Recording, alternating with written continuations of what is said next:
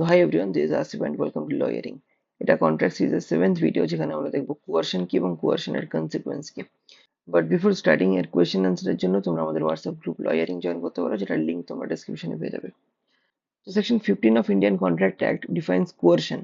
It says coercion is the committing or threatening to commit any act forbidden by Indian Penal Code, or the unlawful detaining or threatening to detain any property to the prejudice of any person whatever, with the intention of causing any person to enter into an agreement. তাহলে with the intention of causing any person to enter into an agreement অর্থাৎ কোনো পার্সনকে এগ্রিমেন্টে enter করানোর জন্য আইপিসিতে forbid করা, এরকম কোনো act commit করা বা করার জন্য থ্রেটেন করা, বা কারোর প্রপার্টি আনলফুলি ডিটেন করা বা ডিটেন করার জন্য থ্রেটেন করাকে কোয়ারশন বলা হয়। Section 29 of Indian contract act এই কোয়ারশনের এফেক্ট নিয়ে ডিল করে। It says when consent to an agreement is caused by coercion, the agreement is a contract voidable at the option of the party whose consent was so caused.